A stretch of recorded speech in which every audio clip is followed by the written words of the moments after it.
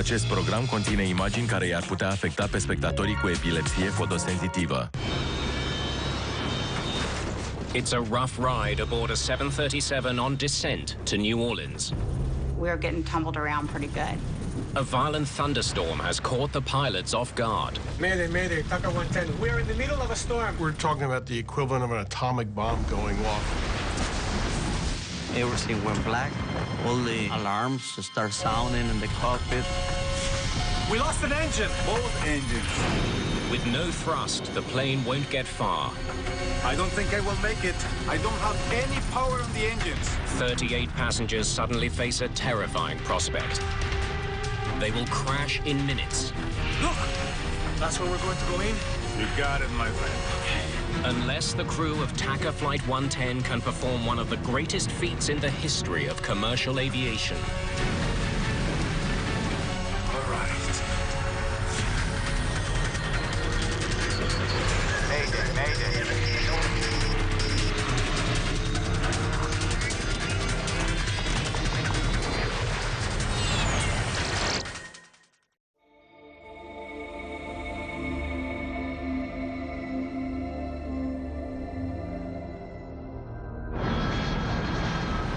A brand new Boeing 737 is making its way through heavy thunderstorms and hail 30,000 feet above the Gulf of Mexico.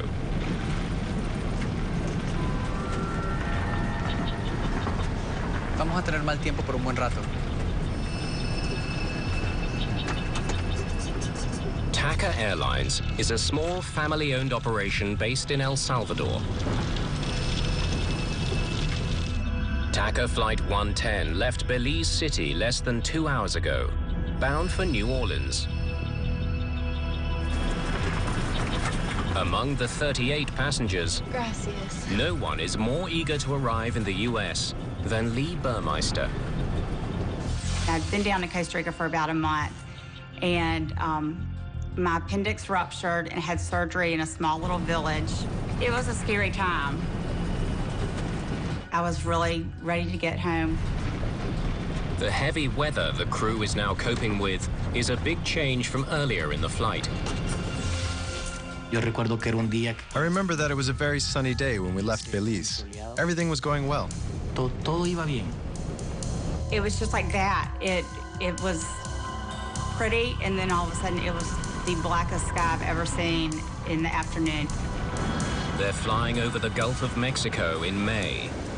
At this time of year, the weather is unpredictable. Violent storms can form in a matter of minutes. Thunderstorms have all types of hazards in them, from the heavy rain, hail, lightning, microburst, wind shear, severe icing. We're talking about the equivalent of an atomic bomb going off. A tremendous amount of energy. To avoid dangerous storms, the crew tracks the weather with onboard radar. But the technology has limitations. Airborne weather radar typically operates in an X-band, which is a certain wavelength and has limited power. As a matter of fact, hail is not picked up on airborne radar.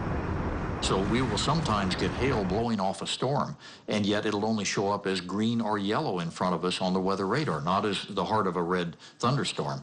And unfortunately, this is one of the reasons we have to try to stay as far away from thunderstorms as we can.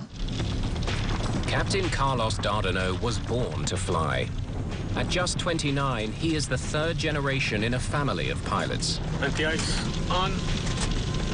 Since I was a little child, I remember that I was dreaming on being a pilot and being around airplanes all the time.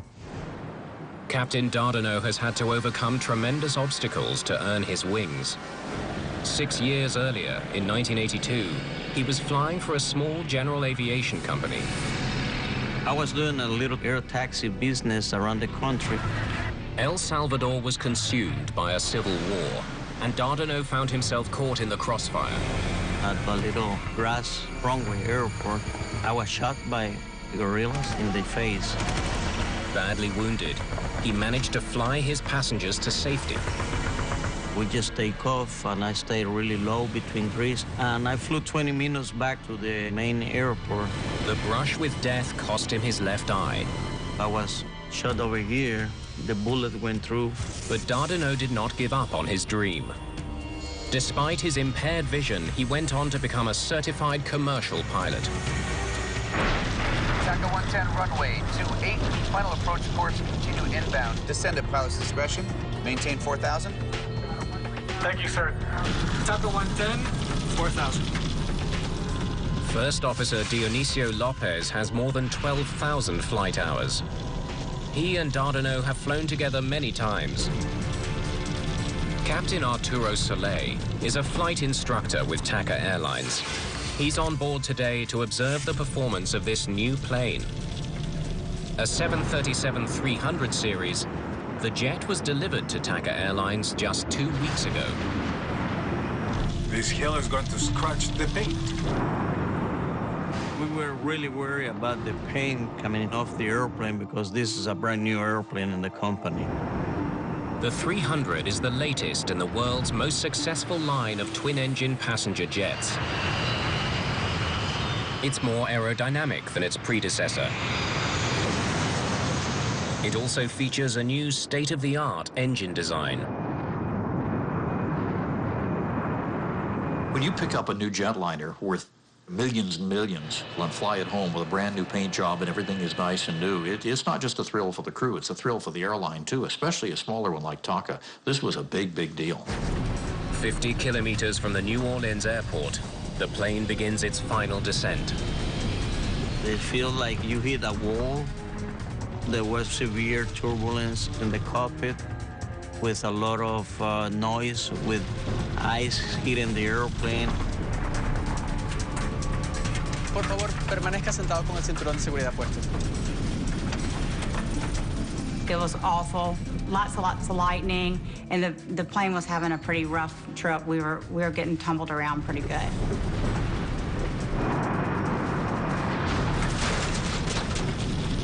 As the flight attendants take their seats. Flight attendants, please take your seats.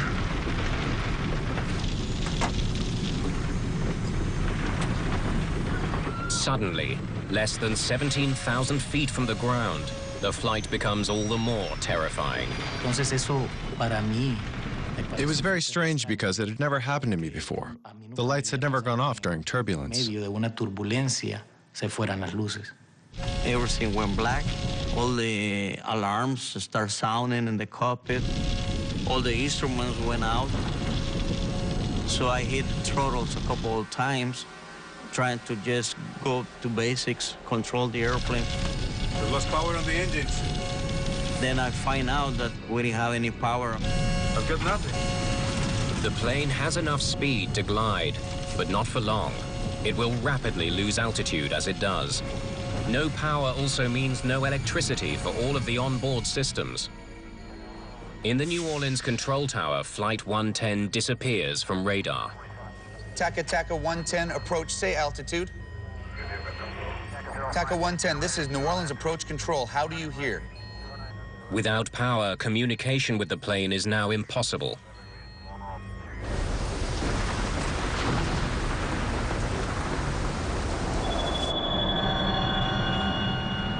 It's really quiet.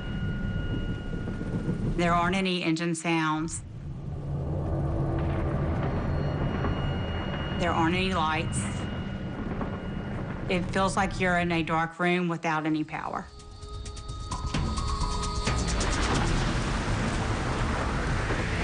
In less than a minute, the 737 drops almost 1,000 feet. It continues to fall. We are dropping at 1,500 feet per minute. And without power, there is no way to restart the engines. Well, we knew we didn't have much time to try to find out where to land or what kind of emergency landing we're going to have, or that we're going to have the engine started again. The altimeter and attitude indicator have backup battery power. Nothing else is working. The DFU started.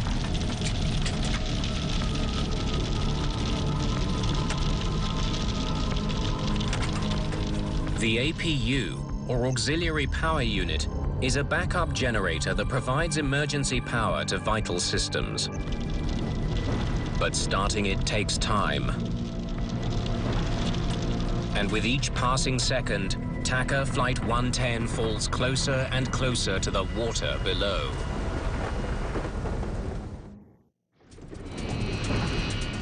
It was very quiet. You could hear the hail hitting the plane. I was thinking that this was it, that it's going down, and this is my last day. Lopez, watch the gauges. Without power to the engines, the state-of-the-art jetliner has become a 43-ton glider. We were wondering if we can get the APU going really fast. You know, you're gliding down in the middle of the thunderstorm, trying to get the power going.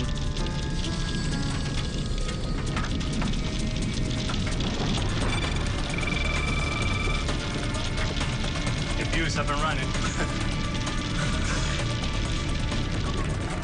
Y cuando regresaron las luces, When the lights came back on, I was relieved. I thought it was something temporary. No big deal. sucedió, pero que no va a pasar para más.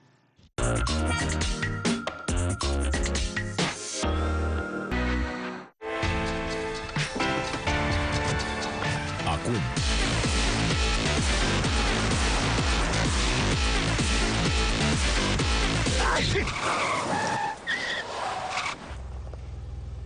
Design cu atitudine. Mazda CX-5 cu tracțiune integrală cadou.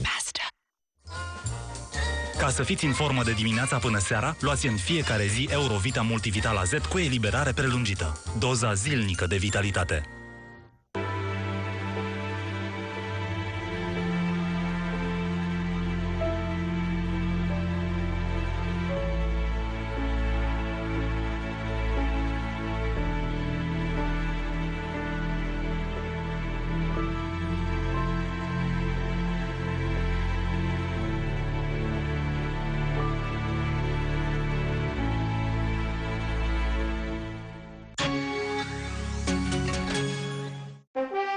Dear King, in return for your staggering daughter, I hereby present you with 200 kilograms of purest African gold, 50 kilograms of uncut Belgian diamonds, 50 pigs, 50 geese, 50 slaves, one highly intelligent camel, and a handful of mansions in the northern estate. Dear King, I present to you bake rolls. Thin slices of bread, double baked in the oven, and you can have it with salt, garlic, tomato and olive. Pizza? And pizza. Good. Ich give my daughter to you.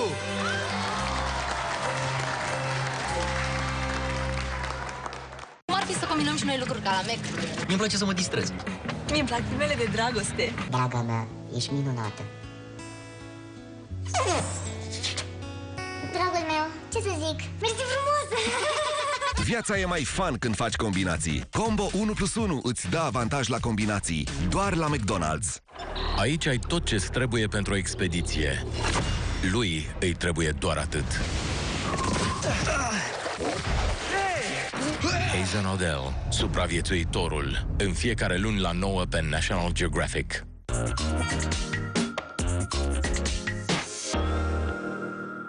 The APU is now providing emergency power to the plane's systems.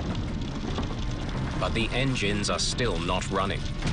To fire up the powerful turbofan engines, the crew must follow the procedure for a complete engine restart. Fast vital. Fuel levers off.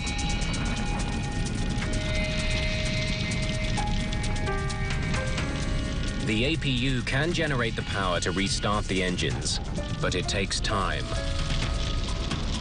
It takes like 30 seconds or so, but it feels like your life.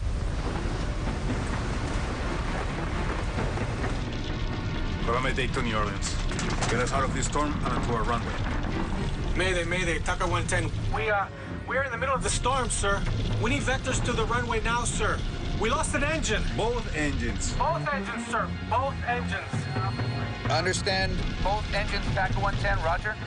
The controller knows he needs to get the plane on the ground as soon as possible, even if it means sending it to another airport.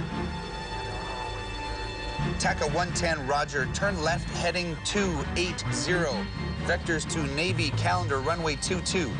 Flight 110 is still 32 kilometers from New Orleans. The stricken plane has a better chance of landing at a U.S. naval base 27 kilometers away.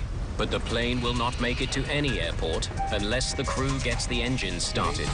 29, 30, hit it.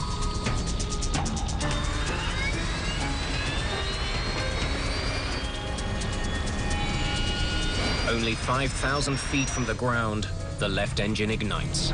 Speed.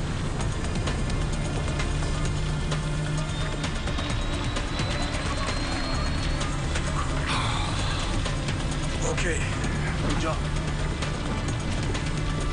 Start working on the other one.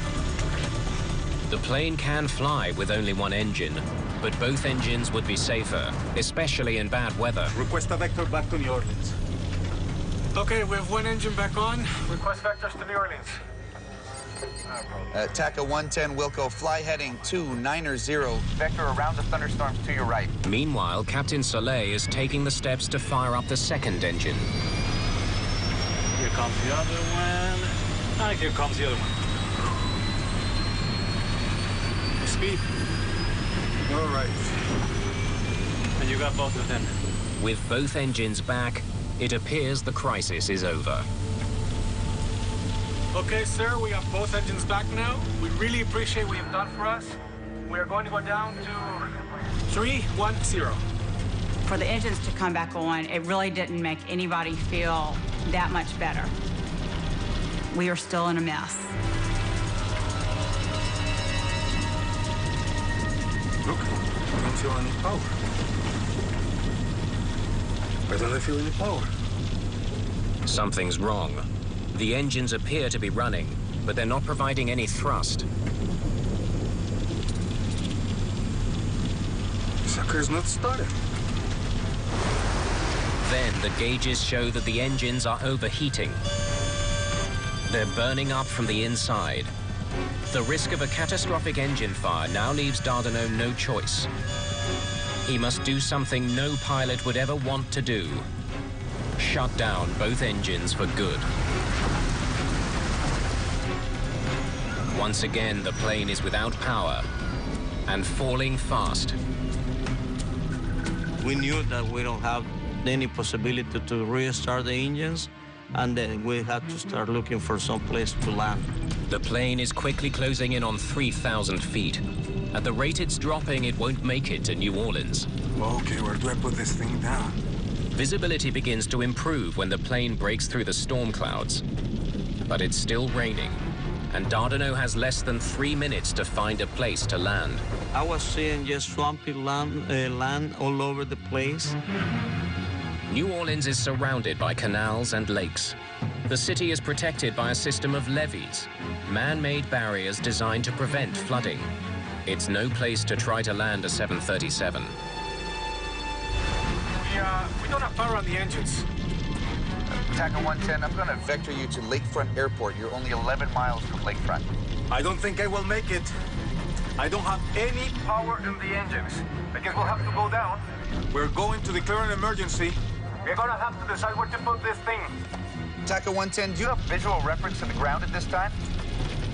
Yes, sir. TACA 110, there is an interstate highway directly ahead of you at 12 o'clock and 7 miles. Let's see where it is. Landing on a highway may be Dardanot's only option. It was probably a possibility, but you always know that the freeways are full of cars. I said, no way I'm going to try to land in the highway because we'll kill many more people. So that was not our option, really.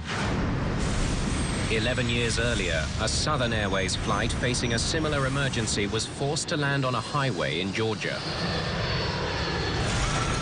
The crash landing killed 9 people on the ground and 63 people on board the plane. I don't think we're going to be able to make it there. You're 6 miles away from Lakefront Airport. Can you make it there? No, sir, we're at 2,000 feet and losing altitude. The crew only has one option left. I guess I'm gonna have to make a ditching here, sir. They must take their chances and put the plane down on the water. Tackle 110, roger. Whatever you need to do, sir. And that was about the last communication with the tower. Then we were like 1,500 feet when that was going on. This is New Orleans Tower. We have an inbound 737 probable ditching. 45 souls on board. The Coast Guard is immediately deployed. Dardanot plans to put the plane down in the canal directly ahead of him. Okay. There. Put it down softly.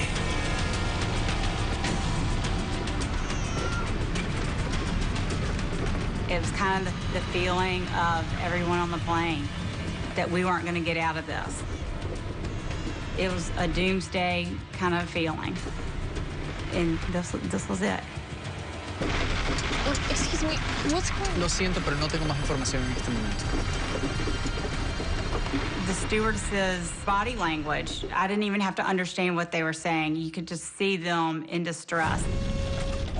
The 737 can only stay in the air for another minute. As Dardanot looks for a safe stretch of canal to drop the plane in, another option appears. Look at that one over there. And then Lopez saw the levee parallel to the canal that we were making the approach on. We put it down on the grass? Yes, boss.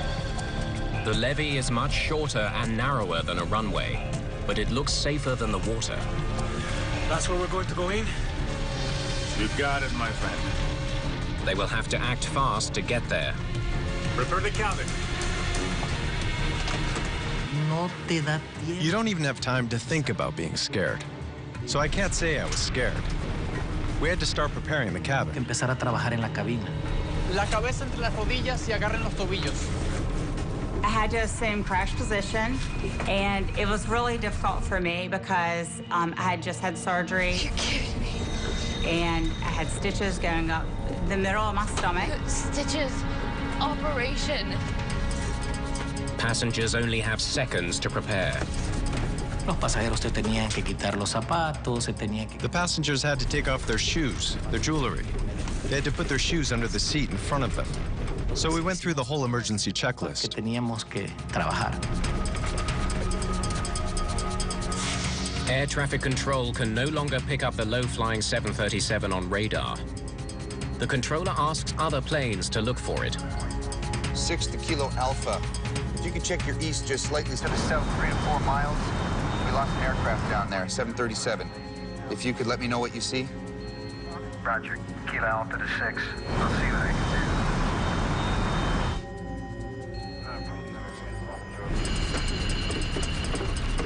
Me sentí con miedo al momento. I felt scared when I got back to my seat. That's the moment when I really got scared. Okay, put the gear down. All right. But Captain Dardanot is still flying towards the water. Well, the levee was parallel to my right. To have any hope of landing on the levee, he needs to make a sudden and dramatic course correction. That requires a risky maneuver known as a side slip. So we just had to do a little bit side slip to get into position to make a perfect landing. It's a move meant for small planes and gliders, not a 43-ton Boeing 737. But it's a risk he has to take. Agarrate, papá. I prayed. I was in disbelief that this was happening. Only 700 feet separate the plane from the ground. Without engines, the pilots have no thrust reversers to slow the plane when it touches down. Dardanot has an additional challenge. With only one eye, he's unable to gauge depth as he speeds towards the narrow, rain-soaked strip of grass. Oh, God. Oh, God. I was prepared for the plane to blow up and explode. I was prepared for a tragic event and mentally had said goodbye to my family. This is it. There's a high cement wall in front of the levee and a steep embankment on the left. there may not be enough room to land. Watch out for the wing on that side. I see it.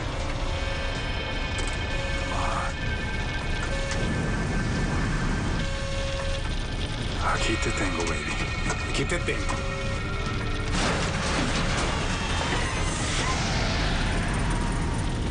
We touched down with one wheel and the other one on. Was it a hard landing? Yes. If the seatbelt snapped, we would have flown through the plane, for sure. On the soggy grass, the plane is in danger of skidding off the levee into the water. I was trying just to control the airplane, not to hit the brakes and not to lose the airplane at the last minute, you know. The spoilers were out. So we were just thinking, okay, we make it, we make it, we make it.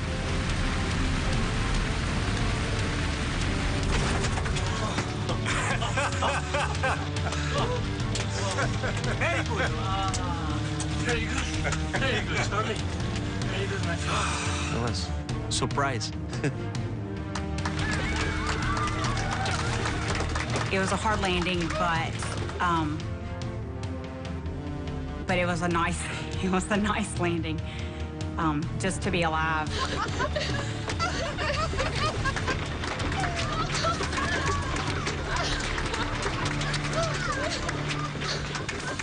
El aterrizaje fue espectacular. El avión. The landing was spectacular.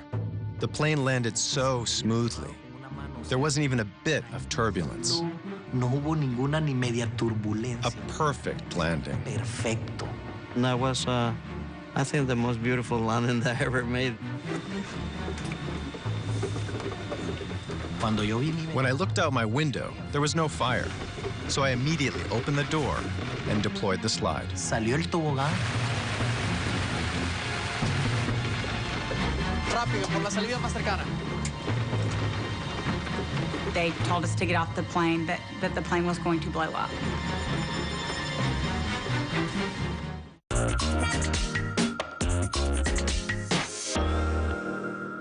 Albert Einstein.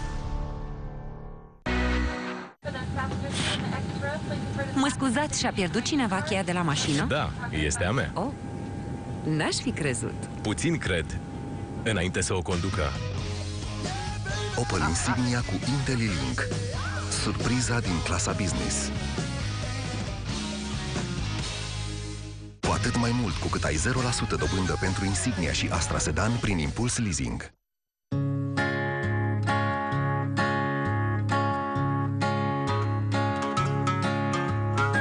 Când circulă gripa sau răceala, toți din casă se pot îmbolnăvi. Dar există Nurofen, cu medicamente eficiente împotriva simptomelor de răceală și gripă pentru toată familia. Nurofen Junior pentru cei mici și Nurofen răceală și gripă pentru adulți. Acționează prompt, țintind sursa febrei și durerii. Ca să-i poți pune pe toți pe picioare la nevoie. Nurofen și familia ta. Mai bine împreună. Acestea sunt medicamente. Citiți cu atenție prospectele. Începem! Punga ridicată și ține ritmul. Hai, hai, hai! Cu rază largă de acțiune. Și bine te-am luat! Ca să fiți în formă de dimineața până seara, luați în fiecare zi Eurovita Multivital Asset. Complexul de vitamine și minerale cu eliberare prelungită îți asigură un tonus excelent pe tot parcursul zilei. Alege Eurovita Multivital AZ, doza zilnică de vitalitate. Acesta este un supliment alimentar. Citiți cu atenție prospectul sau informațiile de pe ambalaj. Hai, să mai facem combinații? Mi-mi place să-mi luau cu rolele. Oba, bine! Viața e mai fun când faci combinații. Combo 1+1 îți dă avantaj la combinații. Doar la McDonald's.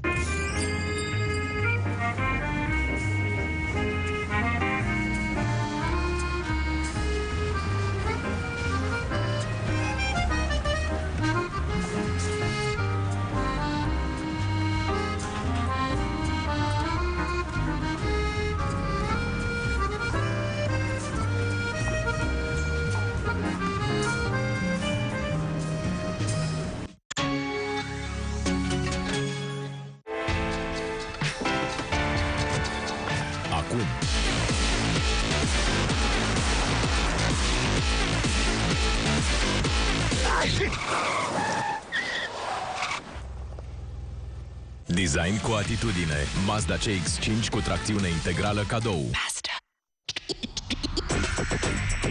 Noul 7 Days Super Max. Croissantul super mare bogat în umplutură. Noul 7 Days Super Max cu cacao și 7 Days Super Double cu umplutură de cacao și vanilie. Noua super plăcere. Doping pentru păr. Dacă au probleme de cădere a părului și început de calviție, tot mai mulți bărbați aleg șamponul cu cofeină de la Alpecin. În timpul spălării părului, doza mare de cofeină din Alpecin pătrunde în foliculii firelor de păr. Doping pentru păr. Numai pentru păr. Disponibil acum în farmacii. Construiți acest model superb de cale ferată din mai multe piese oferit cu trenulețul electric, noua colecție de reviste săptămânale. Primul număr este deja în chioșcuri la 4,90 RON.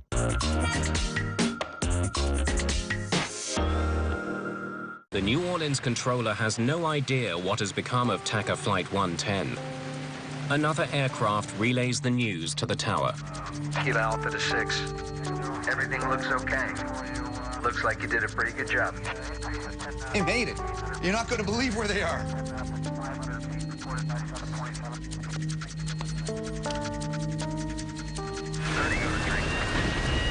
For the first time in history, a 737 without any engines has landed safely outside of an airport. Now investigators must find out why the sophisticated engines on a brand new jetliner failed in mid-flight. Pilots call this a dead stick landing, a landing with no engines. As it turns out, TACA 110 has landed on NASA property. This is the Michoud facility, where they manufacture parts for the space shuttle. The evacuation was quick. We got out of the plane quickly. We slid down the chutes. I got to the top of the levee, and there were some nurses that were on the plane. And they looked at my stitches and everything. No major injuries, just one person that had an operation, but she's okay. Where were you headed? To New Orleans. And soon after, an ambulance came, put me on a stretcher, and took me to the hospital. We have to thank God. That's right. Yes. And also our captain, because he kept me calm. That's right.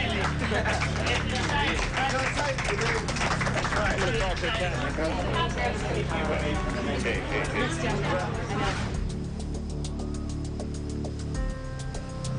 Now that's not something you see every day. Within hours of the emergency, investigators arrive and begin examining the damaged plane.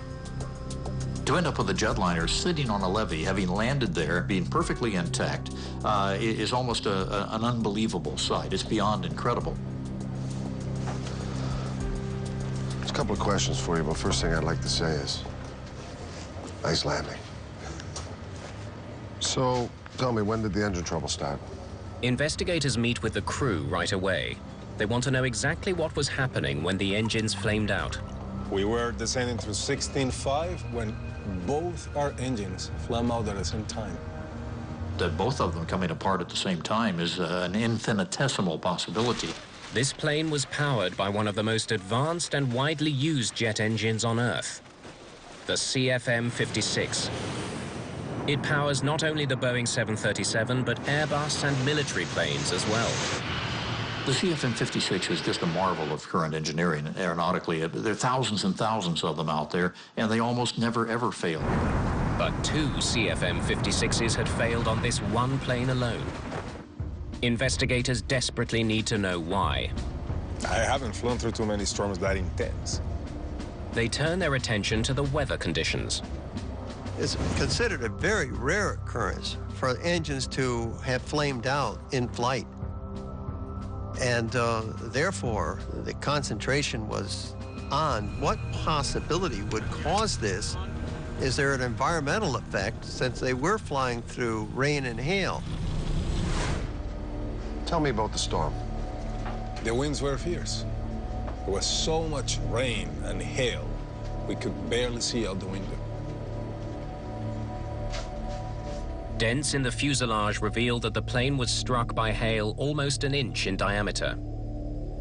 If the hail was strong enough to damage the exterior of the plane, investigators wonder if it crippled the engines as well.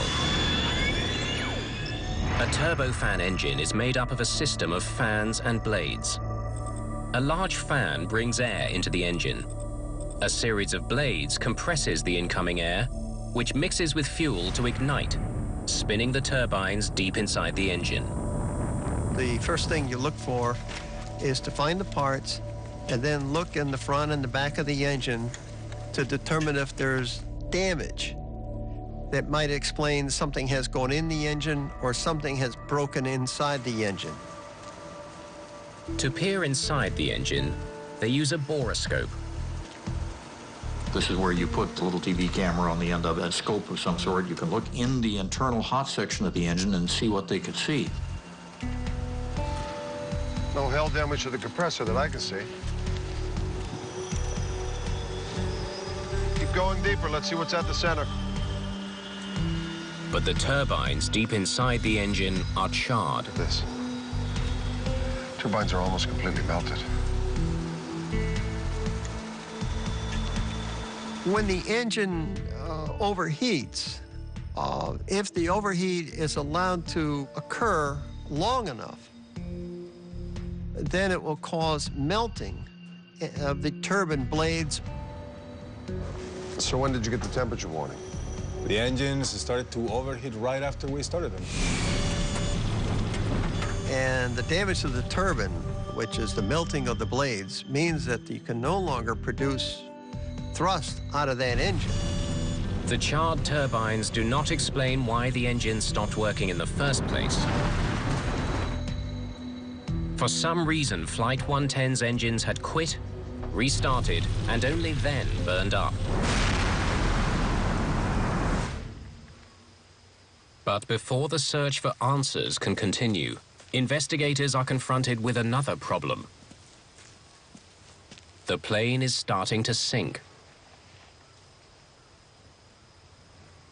It can't stay here much longer. Maybe NASA has some ideas. The levee was never meant to support 43,000 kilograms. A jetliner has an awful lot of weight on a very small footprint. You leave a plane there for 2 or 3 days, you may have it mired up to its hubcaps. There was barely enough room to land the plane on the levee. Getting the plane off of it could be even more challenging. You've got really 3 ways to get this airplane out of there. One is to fly it out, secondly, to disassemble it, or third, put it on a barge. But it's not as easy as it sounds. Disassembling the plane could cause more damage. Do you think we can fly it off? The decision is made. They'll attempt to take off and fly the plane to New Orleans. The very first problem of getting the airplane ready to fly was getting the engines to the point of reliability, which meant they had to replace the right engine. It was just cooked. It was too far gone. Left engine was probably going to need to be overhauled, but they could fly it out with that. After replacing the right engine, they bring in test pilots to get the plane off the ground and to the airport 24 kilometers away in New Orleans. It's a good, safe operation that we're doing here today. We can accelerate up to virtually to takeoff speed, and then if we decided to stop, why, we could stop the airplane.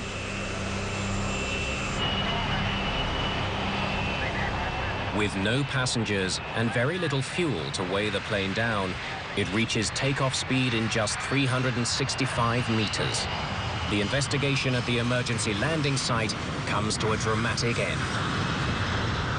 In most scenarios in which an airplane comes down in the wrong place but is still intact, you probably never get it out that way. This just happened to be amazing luck. Hey, guys. Investigators must now try to figure out why the engines failed in mid-flight. If rain caused them to shut down, thousands of other planes are at risk. This was an incredible situation because these engines are just too reliable. Did they go through a thunderstorm? Well, that's not supposed to do it, so what happened? The CFM56 engines are designed to withstand a heavy rainstorm. Most water is diverted away from the core while in flight. Whatever makes it inside should evaporate or drain from the engine. The engines were sent back to the GE test facility in Ohio, where they have the test facilities that can recreate water ingestion testing. If some hidden design flaw caused the engines to fail, investigators need to find it. They hope water ingestion testing can provide some answers. Once they got these engines in the shop and started testing them, the very first thing was to go to the FAA standard, the way FAA had tested them in the past and what had been approved. Okay, let's see what they can handle. You basically spray water from nozzles into the inlet of the engine. And the amount of water you adjust in percentage to the amount of air to simulate flight conditions. Despite rigorous water testing, the engine does not flame out. Like we thought, wasn't the rain.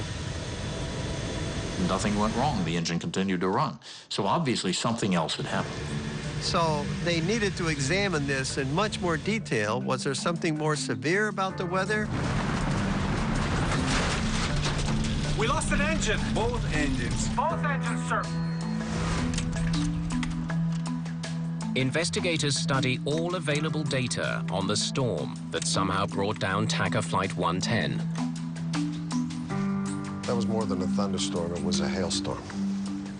In the case of the TACA, we had basically a frontal system to the north, some very strong winds in the vertical producing several hail events. And in the southern latitudes, you don't typically see too many hailstorms. So it was abnormal. The engines are designed to ingest water, but investigators are unsure if hail acts differently from water inside the engine. They never thought about hail getting into the core. Hail is only created in a thunderstorm. It basically starts as a raindrop. It goes up above the freezing level, freezes, becomes a piece of ice. Then as it gets heavier, drops back down below the freezing level, coats another layer of water around it, and gets back into the updraft again, brought to higher altitudes, and refreezes.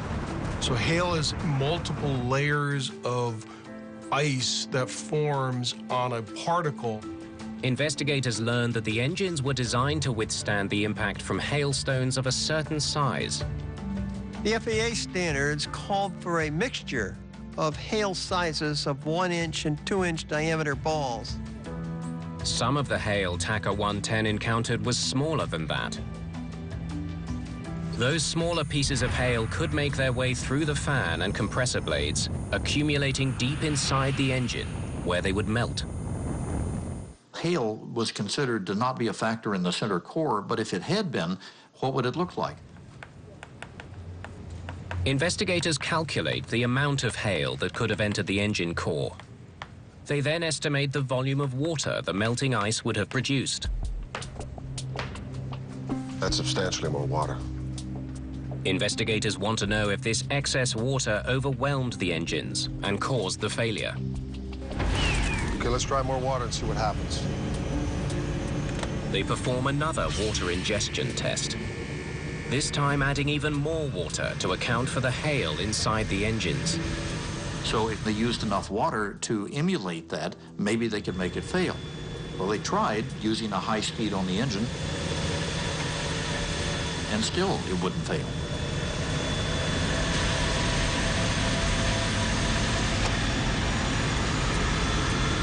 Okay, what are we missing?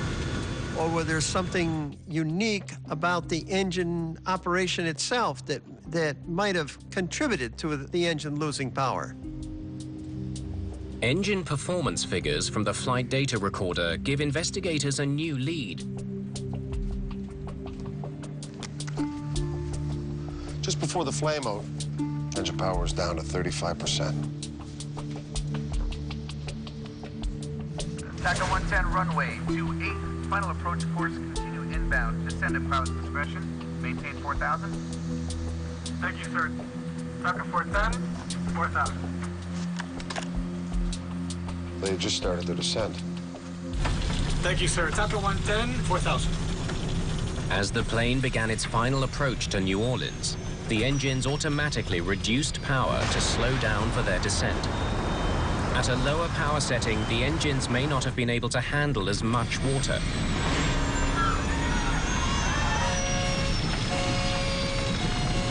We've been testing everything in accordance with the normal FAA methodologies at high speed on the engines, but these guys were in descent to New Orleans.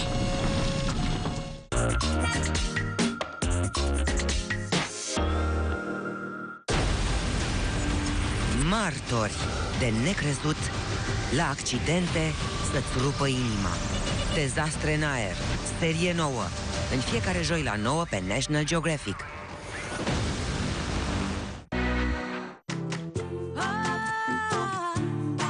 Gesturile mici duc la dragostea mare. Ia o cutie de I Love Milka și oferă momente de tandrețe. Poți câștiga unul din premiile oferite instant, numai bune de a face gesturi mici persoanelor dragi.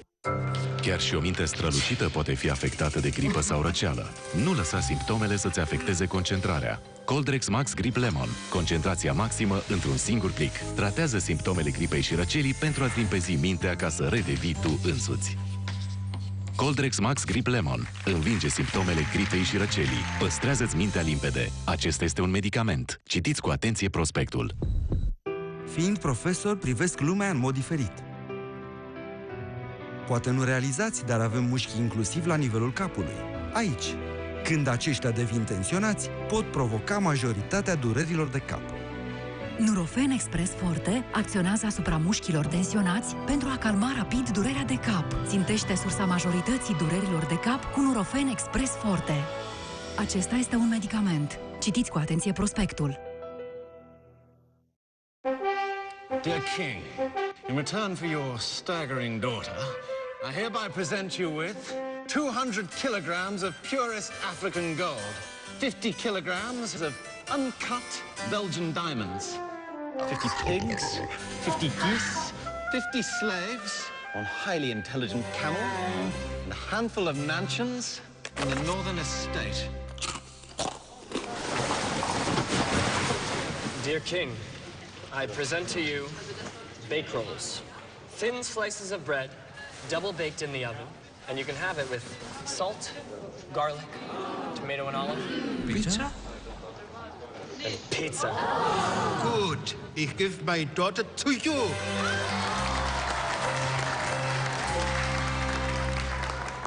Excilor pătrunde complet în unghie, oprește dezvoltarea ciupercii și te ajută să previi răspândirea ei, simplu, modern, fără răzuirea unghiei. Excilor.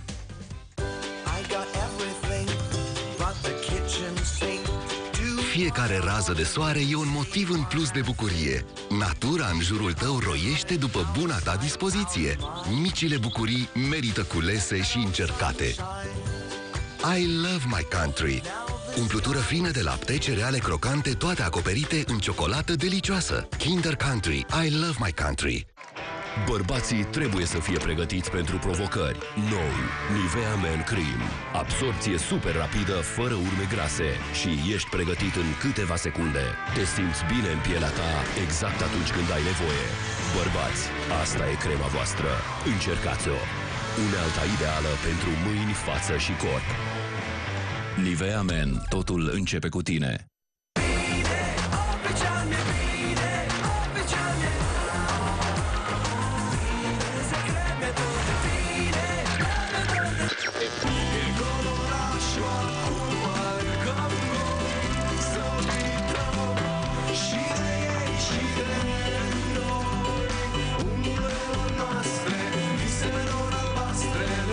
Viața e un moment. Trăiește-o. Pepsi salută 50 de ani de spirit liber în România. Asamblați acest model de tren de marfă cu revista Trenulețul Electric. În fiecare număr al revistei veți descoperi piesele pentru crearea unui model superb al căii ferate, cu clădiri, stație și un peisaj mirific. A apărut numărul 1, disponibil la 4,90 RON la distribuitorii de presă.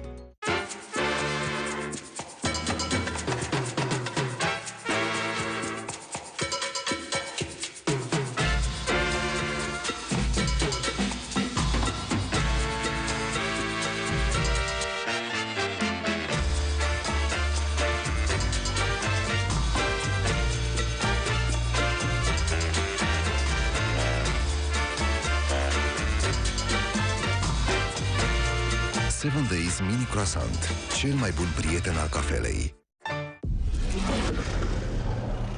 Te rog, atenție! Avem feline mari din nou. Luna Feline, în fiecare seară la 7 pe Nat Geo Wild.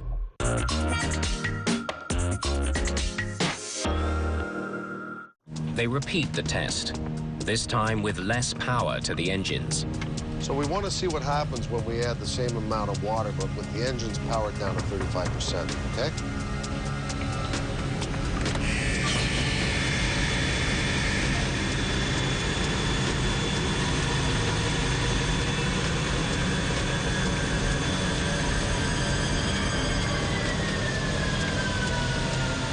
The big aha moment was when they realized that it was the speed of the engine that was managing to get the engine through the ingestion of as much water as they could throw at it and presumably as much hail. But when the engine went down to idle, that's when they managed to find the key. That's when the engine couldn't handle it. Well, now we know what happened. Bad timing. And that test gave a completely different result. Investigators have discovered why the engines flamed out. It showed something that no one understood at the time. Because in all the testing and all the logic that had gone into it, they hadn't taken into account the slow speeds on the engine on descent. At the lower speeds, the hail having a significant velocity and momentum can actually see an opening between the fan blades. And it's able to get through the fan blades and directly into the core. The engines filled with hail and water and flamed out. For investigators, only one mystery remains.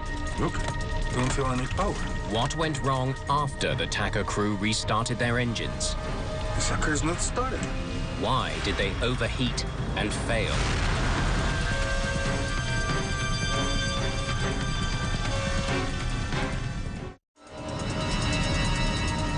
When the engines on the 737 flamed out, the crew knew they had to act fast. We've lost power on the engines. To have any hope of restoring engine power, they first needed to get the APU running. Get the APU started. Since the engines were no longer spinning, they had stopped ingesting air and water, but a successful restart was far from guaranteed. If you do not have all the proper conditions, you can get what's called a hot start, which means that you have too much fuel for the amount of air going into it, and the flame will now migrate into the turbine, where it could overheat it. After studying the engine data from the flight recorder, investigators conclude that the overheating and ultimate failure of the engines was in fact due to a hot start. Mayday, mayday, TACA 110. We lost an engine. Both engines. Both engines, sir. Both engines. With his engines flooded with fuel and no time to properly drain them, Dardanot hit the ignition switch. If they didn't get all the timing correctly, then this is what's going to happen. You're going to get a hot start. I can't be critical of a pilot in that condition. That aircraft is coming down.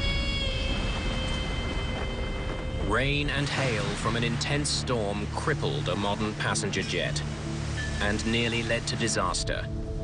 Investigators must find a way to make sure it never happens again. One of the beauties of aviation and aviation safety is when we find there's a problem, everybody works together to solve it. And in this case, the problem indicated a need for an engine change, not a complete design overhaul, but just a few tweaks. But that was done almost immediately, much to the credit of everybody involved. The shape of the engine nose cone and the spacing of the fan blades are modified in order to better deflect hail away from the core. Also, additional bleed doors are added to drain more water from the engine. That sort of thing hasn't happened again, and there are thousands and thousands of these engines flying every day for hours and hours and hours. Within a year of the incident, 737-300s around the world are retrofitted with the upgrades. The plane involved in the daring landing is back in service within a month. Look at that one over there. That's where we're going to go in? You got it, my friend. The crew's actions on Flight 110 are legendary in the aviation world. The decision-making at the very end, when they were going to put it in the canal and saw an opportunity to put it on dry ground and did so, that was superlative. It was the decision-making. Investigators credit the calm nerves and determination of Captain Dardaneux. Watch out for the wing on that side. I see it. For avoiding what could have been a fatal disaster.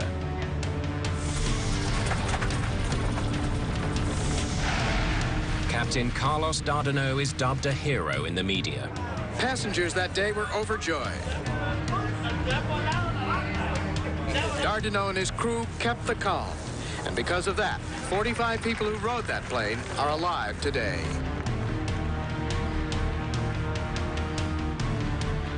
Today, the Dardaneux family tradition continues. Carlos's son and daughter have followed in their father's footsteps, both becoming pilots.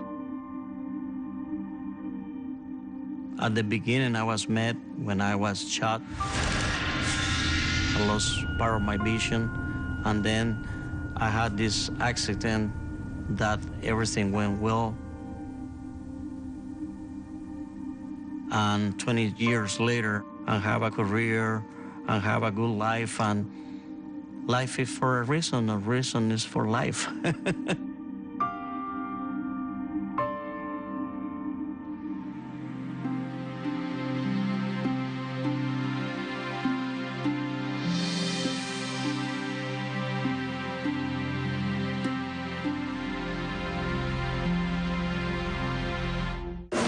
I felt like I failed. There was part of me that knows that by the time I got back, it would be too late. That I was literally their last hope. Siguranța aeronautică avansează, pas cu pas.